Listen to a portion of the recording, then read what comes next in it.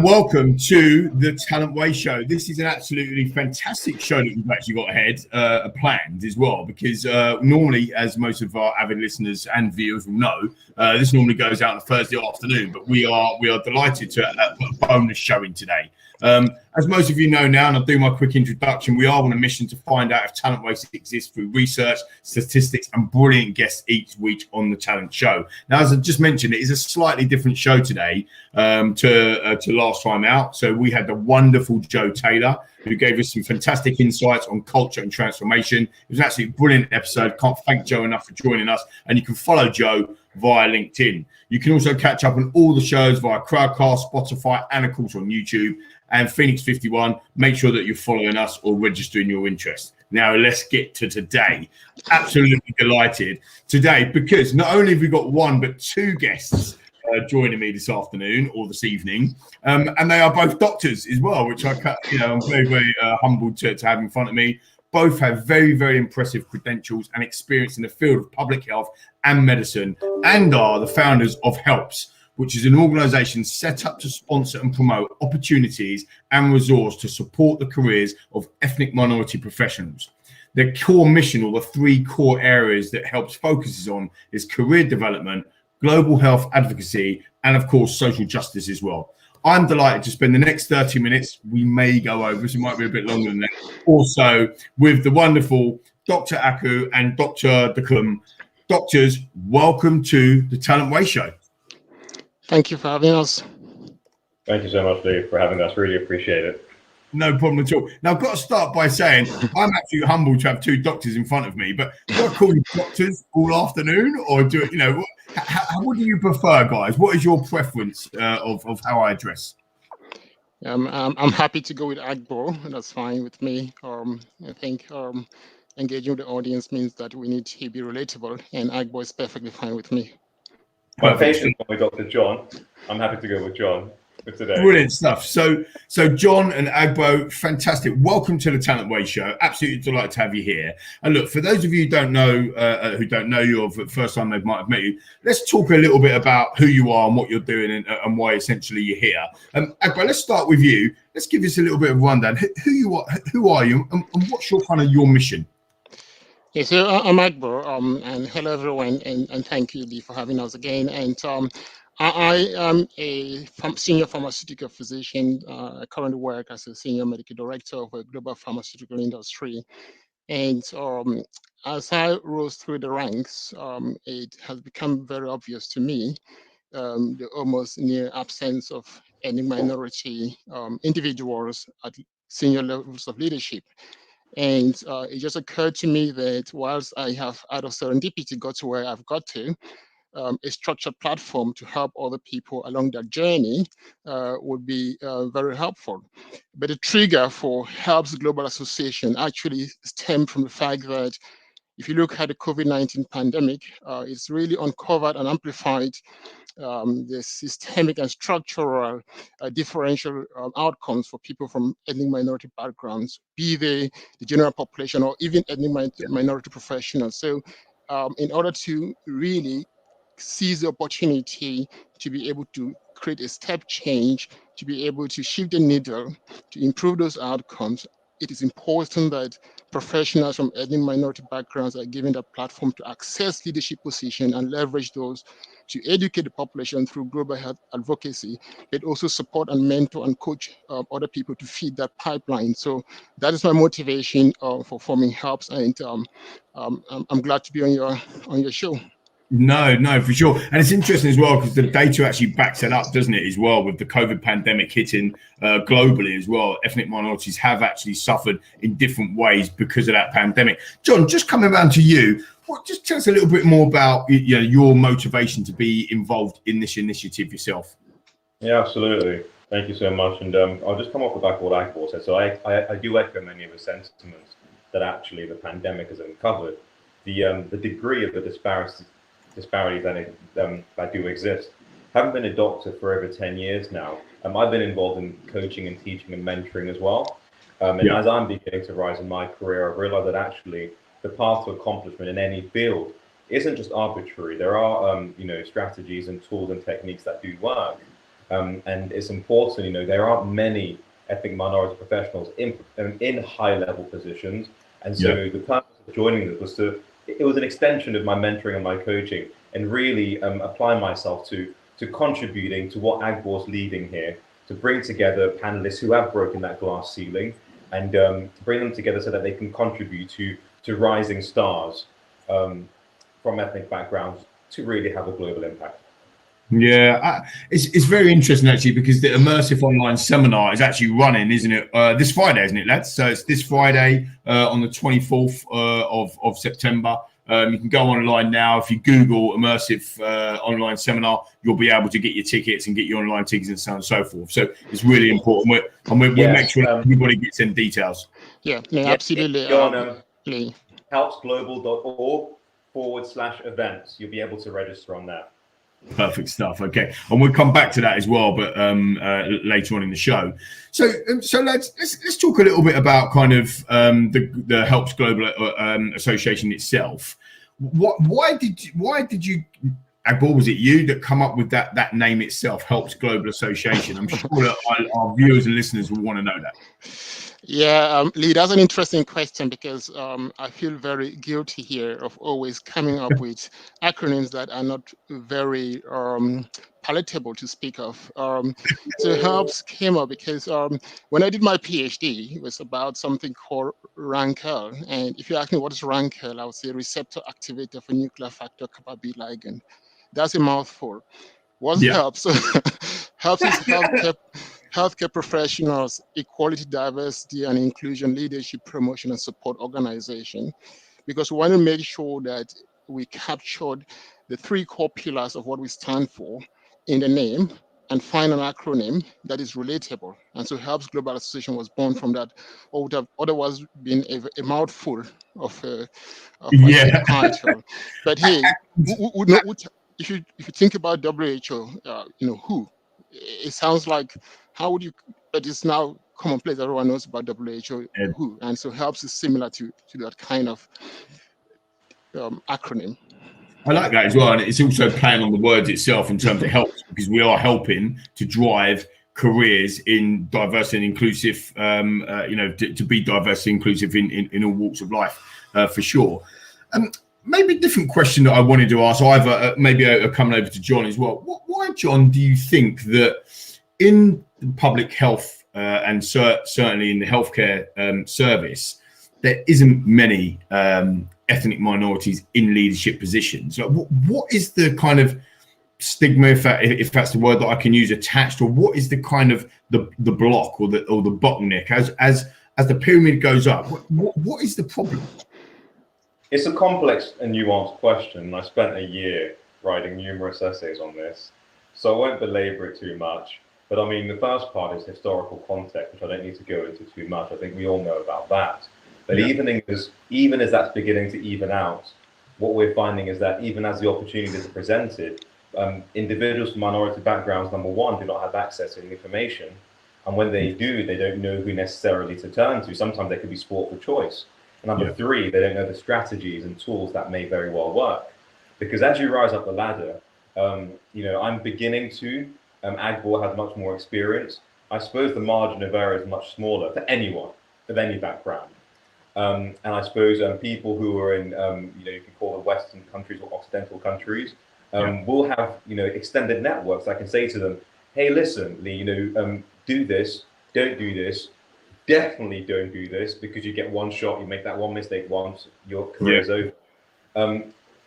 What seems to be the case is that individuals from minority backgrounds seem to get this advice, but in hindsight, at a point where it can be a little bit too late. So we'll want to kind of address that. And I suppose the word is redress, or the phrase is redressing social imbalances, and make that information more accessible earlier on, so that by the time they apply it, they can actually do something constructive with it. Yeah, I mean, good question. Yeah, absolutely. And again, just maybe bringing Agbor in as well on this is that a bit of a follow up on that is that if you haven't got that information, or you haven't got accessibility or access to that information, you almost kind of just go down a different path, or the path that you've always gone down. So if everybody else, in front of you have gone down that path, you kind of just follow that path. I can't really, obviously I can't relate to from an ethnic background, ethnic minority, but what I would relate to is my background from not being at university. So I didn't go to university, so I come from kind of a working class background, and actually you do get pigeonholed into certain things, don't you? And actually, if my dad's a milkman, my mum's a doctor's receptionist, so if they're kind of there, maybe that's what I do. But it's up to me to break the mold. It's up to me to go and find that information and break the mold and become something different. Is that a similar kind of attribute or trait that you're finding? Yeah, I think, Lee, you've hit the nail on the head and probably articulated the whole issue better than I could have, because for you to access leadership position, you need to see an image of yourself there and believe you can do it. You need role models. And so a lot of us are first or second generation immigrants. You come in and people have mostly been engaged in sort of working class tasks. And so you're limited, just like you say, you didn't go to university. So for you, it's fine not to go to university if your parents didn't go to university. So if you don't see an ethnic minority professional with a director or a president or a senior vice president or a CEO, you just think that is not for you. Yeah, and there's no role model for you to follow, right? Exactly. There's no vision for you to see. A superhero shoots webs out of his or her, so that's how you identify. Is that the sort of kind of thing a superhero is always built like this? Yeah, that's correct. And even when you do get the pockets of those who've achieved things and want to create that step change I mentioned earlier on, they work in silos, and because they don't have that critical mass, you need a critical mass to create change, transformational change in society. One person doesn't make an entire difference. And so what helps is trying to do is to harness all the talents that are out there, and people have the will and the desire to create change, but they need a vehicle, a conduit through which to affect that change. And that's what helps is coming in to bring all of those talents and say, hey, these are people who've done it, you can do it as well. And so just harness those energies together.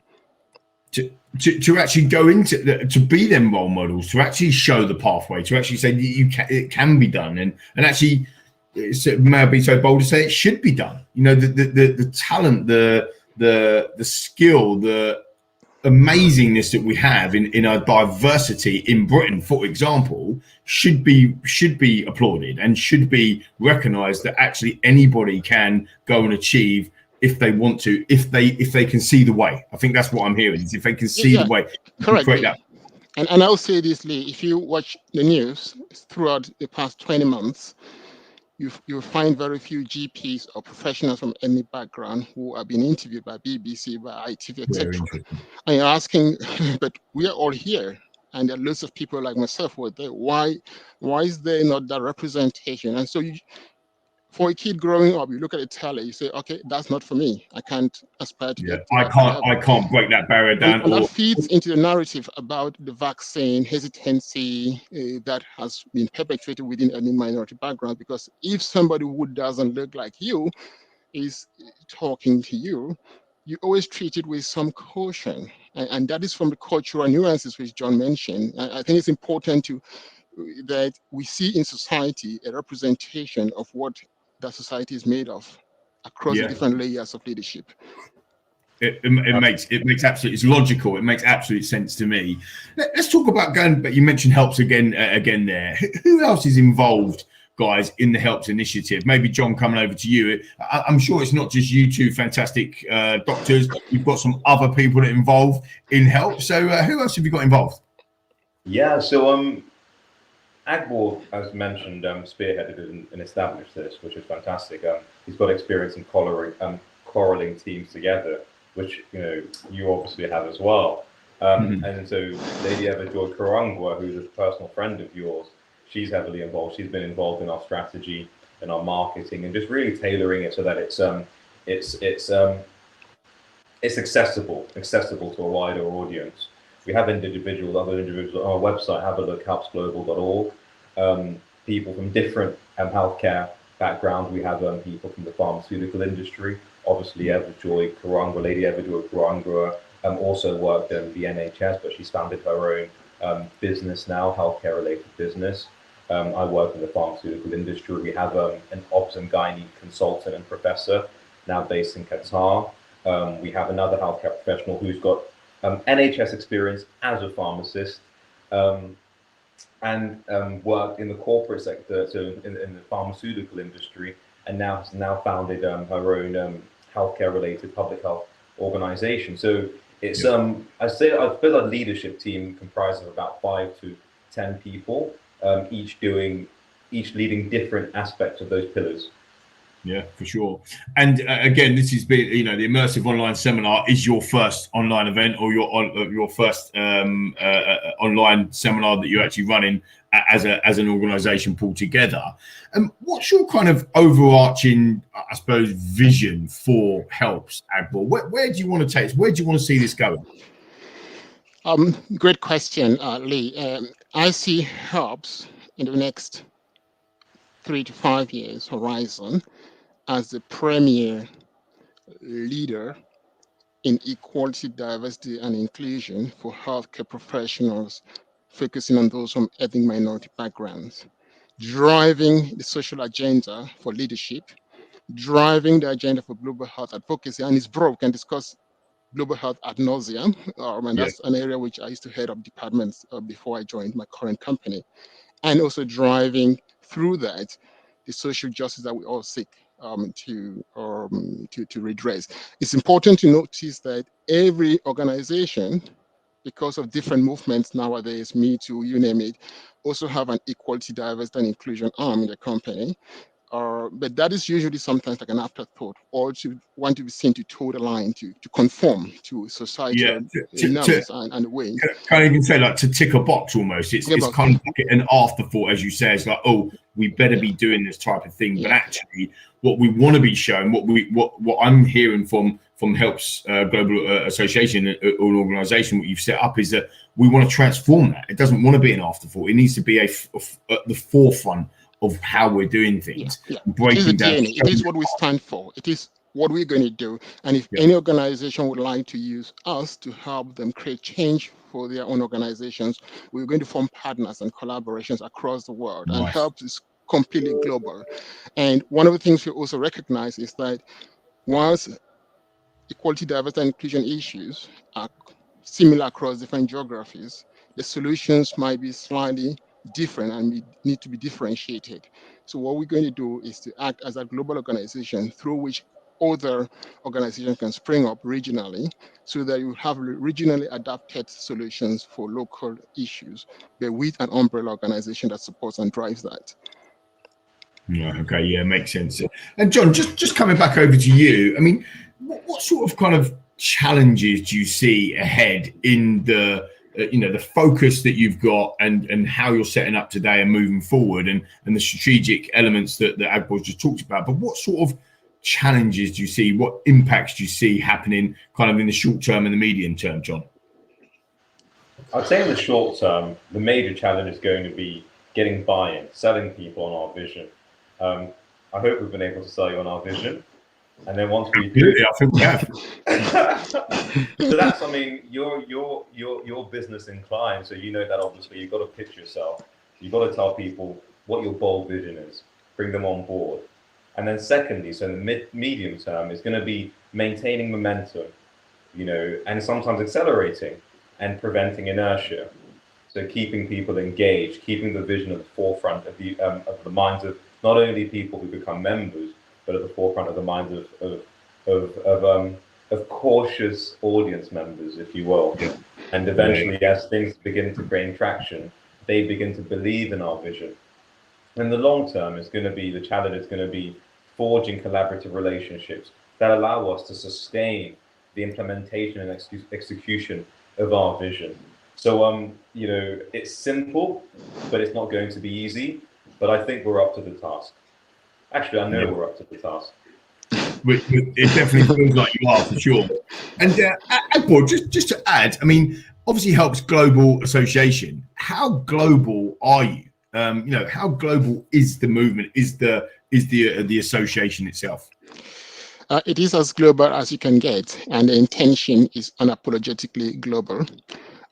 However, as I say, charity starts from home, so you'll find a bit of a bias towards a European-centric membership at the moment. But we are on a recruitment march.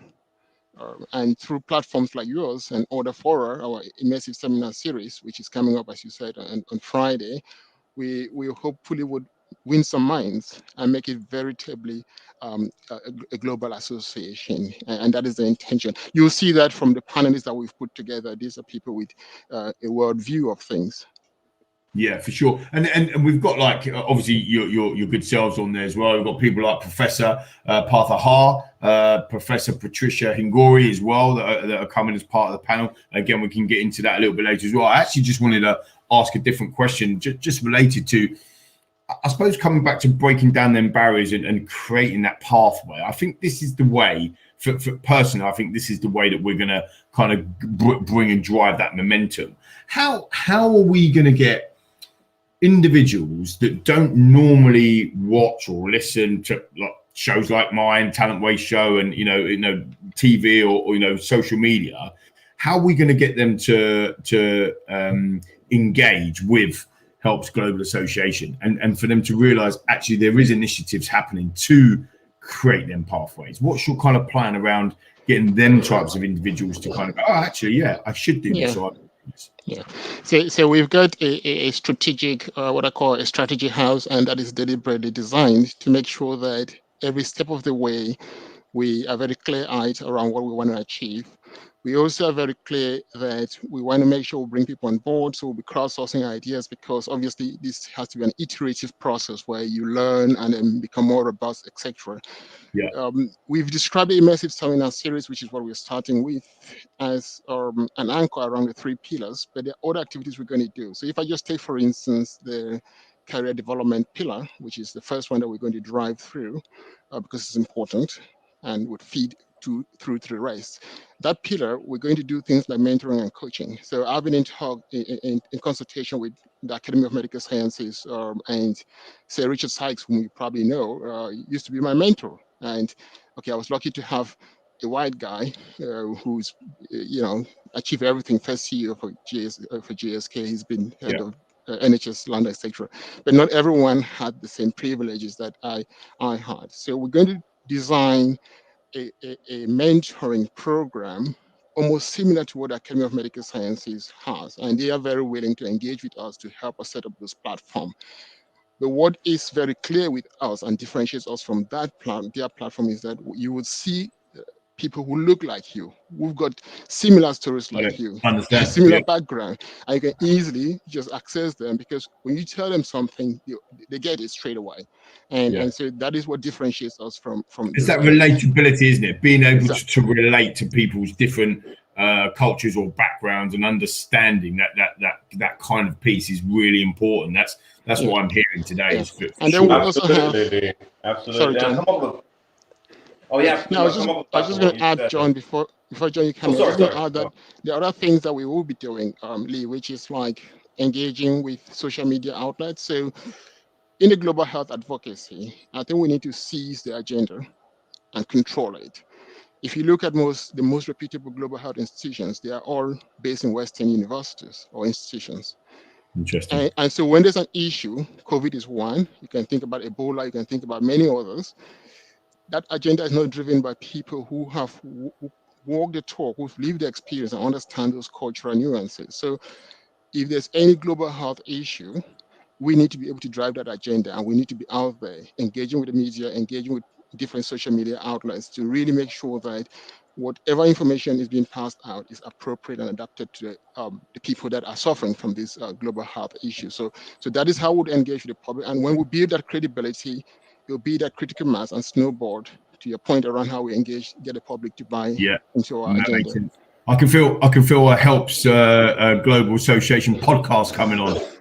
I can feel it coming on, because it's a way, isn't it? Like it is a way to get people talking about some of the core issues that we're facing in business and in the health industry and in any industry around what we're talking about today. It's a way of getting people to talk about and be open around where we are and what we need to change. John, you was going to mention something a minute ago.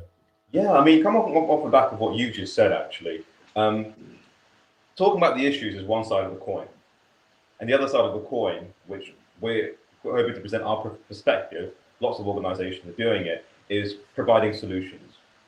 Because as you touched upon right at the beginning, there are lots of opportunities available. We are fortunate, as Agbor mentioned, to live in the Western Hemisphere where there's an abundance of opportunities, but individuals may not know how to access them. And if they do, as you mentioned so aptly and so accurately, that people feel pigeonholed.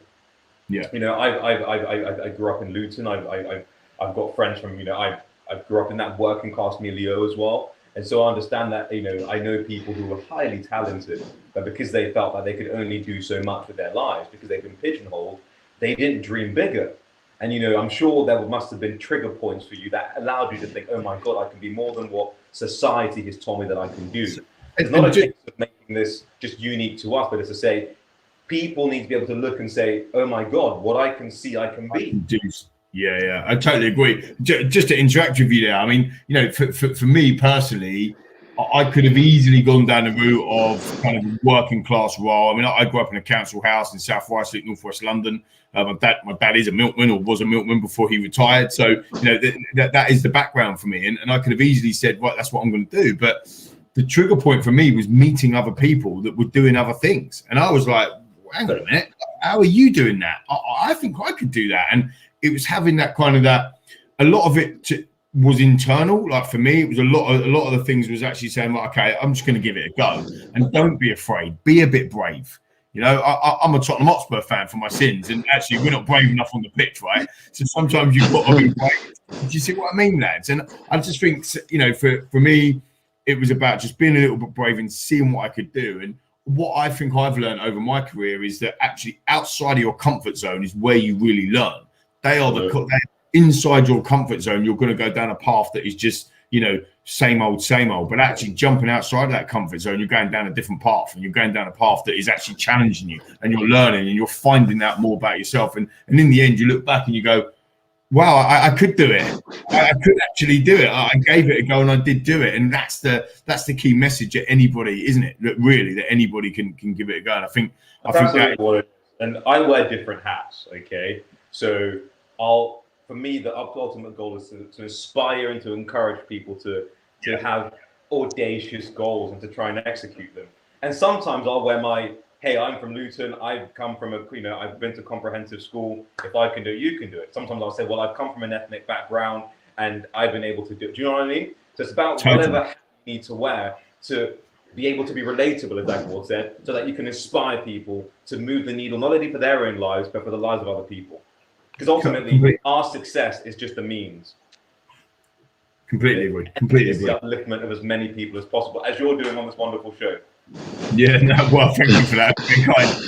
So talking about what we're doing and kind of achievements and that sort of stuff, Agbor, coming back around to you, what have you achieved so far at this, kind of embryonic state almost of the association? What have you achieved so far? What achievements have you got in the locker? Yes, so the achievement, first of all, is to be on your show. Very kind. Okay. Yeah, so and I was joking, but that is one of the achievements. I think the fact that we have been able to bring together a team of highly talented individuals, which John has described already, who feel that they are part of a movement, part of something that can affect change. That's the starting point. The other thing that we've done, if you look at our pre-launch videos, is within a week or so of us just saying we are coming, we've had hundreds of views already. I mean, when I published my highest publication, I remember when I look back 12 years ago, it was published 12 years ago, it's only got 1,400 views, for instance. But Helps is almost surpassing that already if you look at the collective views of what we've done in less than a few weeks.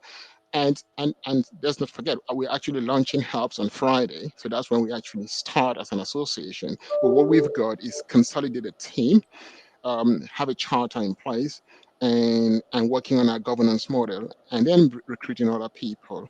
We've also set up our first immersive seminar series, which is coming up, and hopefully through that, what we expect to do is to do surveys, and then through the interactive audience participation, look at what really excites people. Because Lee, I think it's important to me that we don't adopt a top-down approach and say, hey, we've got all the solutions, okay? Because then we get blindsided and we don't see our blind spot. For me, it's important that in an iterative way, solutions-focused way, we crowdsource further ideas. So, hey, I might reach out to you after this call and say, Lee, what do you think we can do to improve Hubs? And so for those guys who are listening to us, if you buy the mission, you buy the idea, go to the website, www.helpsglobal.org, and send us a contact and say, hey, I want to be part of this. This is how I think we can do better. And collectively, we can do it. I think we can do it. I'm so convinced. No, I agree. I agree with you, and I think the key thing is as well is having people to understand how they can get involved as well. So, what's your funding mechanisms for this? Maybe over to you, John, or Agbor, if you want to take the question. But what's your funding mechanism, and how can people get involved? Is there membership still available? Like, how does that how does the funding and the commercial aspect work? Right. I'll have a go and then John can add. So, first of all, when I look at funding mechanism, I ask myself, what does funding mean? Funding is resources. And I think when you look at resource, the most important resource you can have is human capital. Okay, so what we have is people who are willing to commit their time, and time is money. So if I spend an hour with a mentee, that cannot be quantifiable, because if I went and did work, I'll be paid so much. So for me, that's the first thing.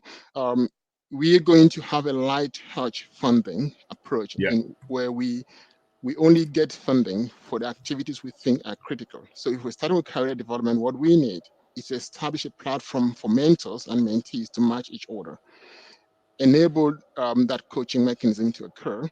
And when we start getting the global health arena, what we're going to do, as we've discussed before, is to then solicit partners. So there are many organizations out there, whether it's WHO or the Gates Foundation, and I've worked with other organizations that have a global health agenda and need a vehicle to be able to affect that change. And we're going to partner with them.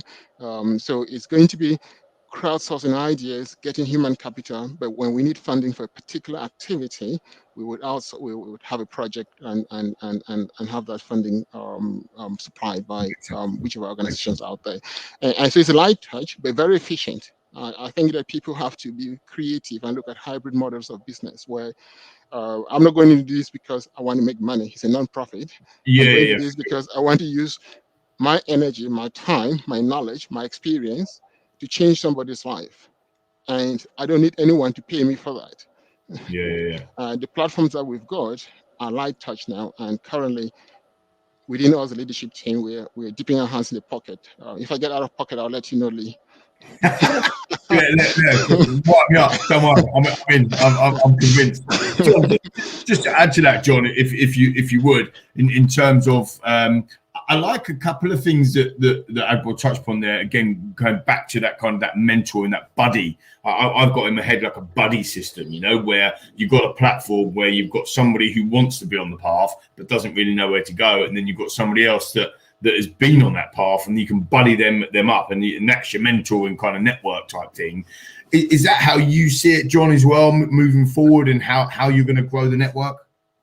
Yes and no. Yes, in terms of it's getting an established professional to partner with a rising star, if you will. No, in the sense that it's a carrot and a stick approach, in that a mentor will tell you what you need to hear. Right. So I'm sure you've had business mentors who said to you, "What on earth are you doing?" Yeah. They'll have the stick approach, because sometimes that's what you need to learn. And that's what and I think a good mentor, combination of mentoring and coaching, people can go into intellectual debates about what either means. But anyway, a good leader under whom you're apprentice will know when you need to be encouraged, to be gently led, to be guided. And they'll also know when you need the stick approach and need to be firmly told that this is not acceptable with you, Because if you display this behavior or this activity outside of the safe confines of the mentorship environment, you will destroy your career. So there will be a tough love approach there as well, and it will require people who are ready to do what it takes to not only succeed on their own terms, but to then be able to take that success and contribute to the lives of others. You have to have an altruistic temperament as well. Yeah, no, that makes absolute sense. And again, I agree. Look, I mean, we are overrunning already. I knew we would. It's been fantastic. So I just want to quickly ask, how can people gain more information or contact Helps Global Association? I have put the URL in the chat, which will obviously come up. But again, Agbor, if you just want to tell everybody that's watching and obviously listening, because it's just go back out as a podcast as well, how can they get in touch with Helps Global Association? Yeah, no, thanks. We've got multiple outlets and contact points. So one of them is we recognize that in today's day and age, we have to engage with social media, because that's where people can easily get information in a bite-sized way. And so we've got a YouTube channel. You'll see that if you go to our URL link, you see a link to our YouTube channel. We've got a Facebook page. And so please join that community and just get involved in the conversation and drive that discussion going forward. We've got a LinkedIn page as well, which you also see if you get to that URL. And we've obviously got our website. So people can get in touch through there. There is a contact page there. You just put your name, your details, whatever you want to speak to us about, and that will feed into our back office where we will be able to pick that and reach out to you.